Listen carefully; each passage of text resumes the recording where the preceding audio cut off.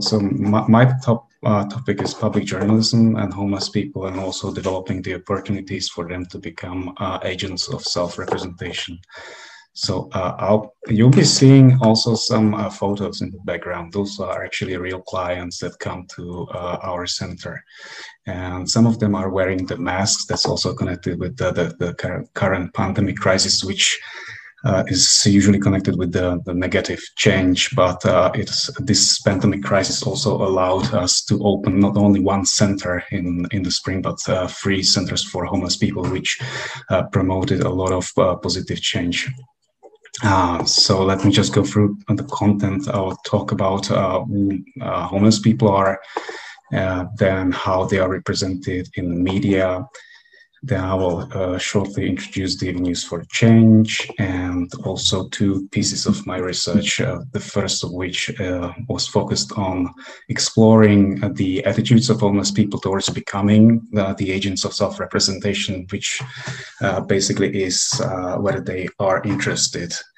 And my second piece of research was basically a simulation of homeless people already becoming the agents of self-representation. So I will show you some results of what you can expect if you give homeless people the opportunity to speak for themselves. Then I will introduce my the client's pilot newspapers, shortly talk about the content, and also show where it brings us now. So we're homeless people. Like the usual image that gets into your head, it's just a tramp walking in the street, smelly, dirty, hungry, or the alcoholic. Well, the truth is that some of our clients smell much better than I do. They wear better clothes than I do, and they drink less, some of them. But the more interesting fact is that the European typology of homelessness goes from the people who sleep on the streets, on the benches in the parks, but it also covers people in the night shelters, people who are actually living in insecure housing or inadequate sharing flats with more people that is adequate. But it also goes on to the people who are at a very risk of losing their houses. So being homeless is not only being a tramp on the street, but it's just the top of the iceberg. There's officially over 20,000 of people who are homeless in the Czech Republic. But that's just the top of the iceberg, and the numbers are just huger. Yeah. So how media portray homeless people? Well, basically it can be said that it's just incomplete information. But it's also that media don't really talk about homelessness as a social problem, nor talk about it as a matter of public action, which sort of contributes to their stigmatization. Also because most attention goes to the roofless, which is, as I said, just the top of the iceberg. Also, there's another thing, and that is the media coverage of homelessness is usually episodic, focusing on the winter times, which poses a risk of exhausting the sympathy and compassion of the public.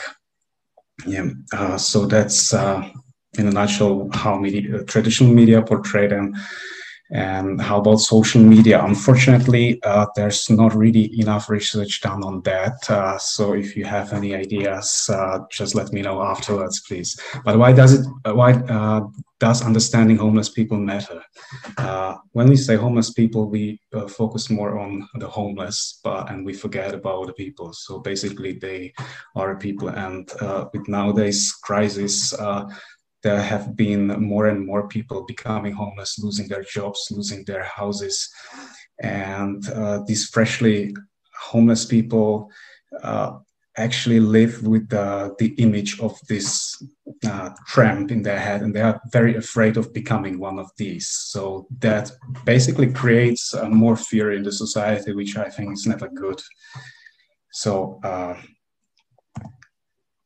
where I see the change in my project. Basically, homeless people lack power, and becoming an agent of self-representation is basically a participation. And when the participation is done well, it is tightly connected to empowerment, which basically is change from the state where you are powerless and you becoming, well, powerful.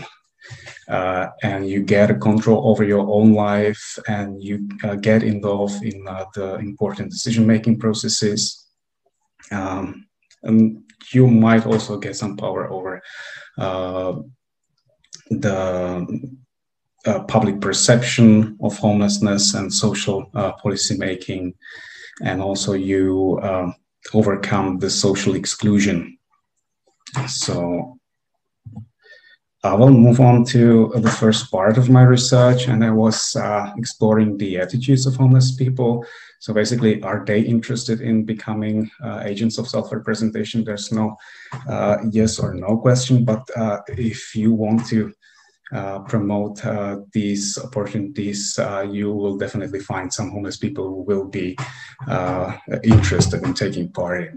So the cognitive part of their attitude was usually that they are not aware of any opportunities of self-representation. Of course, sometimes they get interviewed by the reporters, by TV, but they have no real power over the final content, which was usually connected with the feelings of anger or powerlessness, also leading to reluctance to talk. So if this goes on, probably won't have any people on the streets who will want to share their life situations. But they also showed some positive emotions toward higher level of participation. Talking about the behavioral part of attitude, they showed, as I said, inclination toward higher levels of participation, but not the very highest. They have generally interest in speaking out, and their intentions are pretty interesting. Some of them want just to contribute to telling the whole truth about homelessness. Some of them just wanted to help other homeless people or help other people avoid becoming homelessness. And also some of them realized that they might obtain the power to change the social policies concerning homelessness. It is really tough for politicians to make positive political points on homelessness. So the way to allow this is through changing the public perception and actually becoming agent of self-representation for homeless people might provide us with another tool to change the public perception. Well, the simulation part of my research was basically dealing with 3 research questions. How do they see themselves within the homeless community? And there were 2 parties, basically, one of which was self-identifying as homeless as a part of the community, whereas the other party was sort of refusing the fact that they were the part of or members of the homeless community. That was also connected with the time that they had spent on the streets. Usually those people who had spent on the streets like more than a couple of years, they would tend to self-identify themselves as homeless, whereas those who were only like freshly homeless would rather refuse to be part of the community. And my second research question was, how do they perceive other homeless people? Yeah, some of them showed a lot of understanding of the complexities that come along with homelessness, and also the causes that lead to becoming homeless. But the other communication partners showed a sort of some level of prejudice, saying that it's all people's fault, that they don't want to work, they might only be interested in drinking and abusing the system. So there's, again, no yes or no answer. But what was uniting was the idea that they don't like being lumped together. And the third part was, what stories do they tell? And again, a lot of stories. They like to talk about the past, their past lives, about their successes, about their careers, about their family, and also what brought them to the streets. They also had like advice to the people how not to become homeless and what is important in life. So basically, all types of content that would contribute to the traditional media representations. So what change can we expect? As I said, challenging the status quo of how traditional media portray homeless people. But what's more important is empowerment that goes along with the increase in self-esteem and self-acceptance and awareness of their social environment.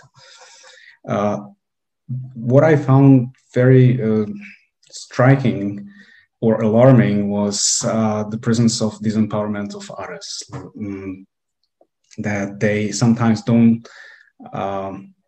they tend to describe the whole reality that covers also a certain level of discrimination of other minorities or the rest of the community. So if I move on to the pilot news that we created in the spring, that was in a way confirmed by an article they created discussing how the life changed during the pandemic crisis, and they basically wrote down that it didn't change much. They just spent their whole time drinking in the street, and everything was the same, even though it was all banned. So that was the time I realized, okay, we need to step back a bit and find out a way how to promote not just a change, but a positive change, because the risk of disempowerment of not only the others, but also the whole homeless community is present. So where are we now? Well, we are working on a group of people who meet regularly. They create the content, trying to establish a regular publication of their own newspapers that would maybe sooner or later move into the online, maybe be contributed also by documentary movies they create. But the way to avoid the negative change, that's the facilitation of the change from my part. And that is also talking with our clients who are part of this redaction group about media literacy. So help them understand how media can construct their realities and how they can construct realities of other homeless people. So that involves the critical reflection of the content and also understanding the disempowerment of the others. So I don't know how my time was. I probably just squeezed that in, but that's in a nutshell my work. Thank you.